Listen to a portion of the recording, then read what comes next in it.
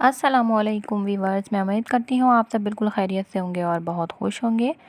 And welcome back to my channel Lubna official vlog. आज आप सबके लिए लेकर आई हूँ बीफ शामी कबाब।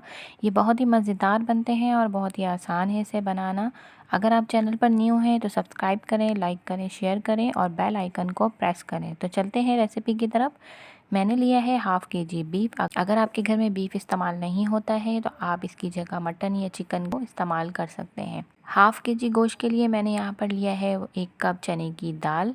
अगर आप जो है गोश्त की क्वांटिटी बढ़ाते हैं तो आपको इसके साथ दालों की क्वांटिटी भी बढ़ानी होगी। वॉश करने के बाद जिस कप से मैंने दाल शामिल किया है उसी कप के हिसाब से मैंने 2.5 कप पानी ऐड किया है। इसके बाद इसमें मसाले ऐड करूँगी। यहाँ पर जो मसाले मैं ऐड कर रही हूँ उसकी क्वांटिटी मैं आपको साथ साथ बताती जाऊँगी। तो मसालों में यहाँ पर मैंने ऐड किया है 6 अदद साबित लाल मिर्च, 1 टीस्पून लाल मिर्च पाउडर, 1/4 टीस्पून हल्दी पाउडर, 1 टीस्पून काली मिर्च, हाफ़ टी स्पून साबित ज़ीरा, नमक हस्बे ज़ायका, 3 से 4 अदद छोटी इलायची, 2 अदद दालचीनी के टुकड़े, 3 अदद बड़ी इलायची और 1 अदद लौंग, 3 इंच का अदरक का टुकड़ा जिसे मैंने चॉप करके शामिल किया है, 4 अदद लहसुन, इसे भी मैंने चॉप करके शामिल किया है, एक दरमियानी साइज़ की प्याज, इसे भी मैंने चॉप करके शामिल किया है। अब इन तमाम चीज़ों को मिक्स करना है।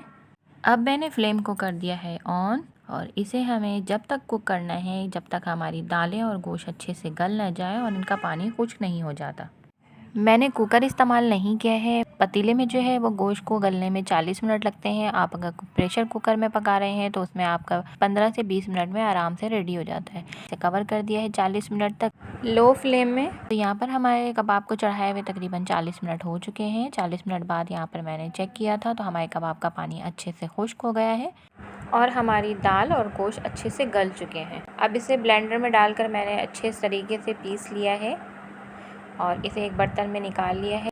और अब इसमें हम डालेंगे हरा मसाला, जिसमें मैंने मुट्ठी भर धनिया और पुदीना, एक स्मॉल साइज़ की चॉप की हुई प्याज और बारीक चॉप की हुई हरी मिर्च तकरीबन 1 टेबलस्पून। और अब इसमें एक अंडा मैंने इसमें डाल दिए हैं। अब इन तमाम चीज़ों को बहुत अच्छे तरीके से मिक्स कर लेंगे। तो यहाँ पर मैंने कबाब बना लिए हैं, कुछ को मैंने फ्रीज़ करने के लिए रख दिए हैं।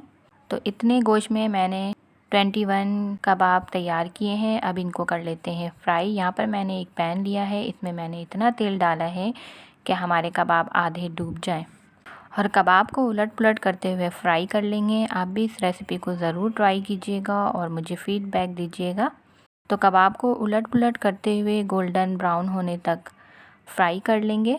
अगर आपको मेरी रेसिपी अच्छी लगी तो लाइक और शेयर ज़रूर कीजिएगा और चैनल पर न्यू हैं तो प्लीज़ सब्सक्राइब करें। हमारे कबाब दोनों साइड से अच्छे से फ्राई हो चुके हैं। अब हम इन्हें एक प्लेट में निकाल लेंगे और सर्व करेंगे। तो मैंने गार्निश कर लिया है अपने कबाब को और ये देखिए हमारे कबाब बहुत यम्मी से तैयार हैं। मुझे अपनी दुआओं में याद रखिएगा। टेक केयर एंड अल्लाह हाफिज़।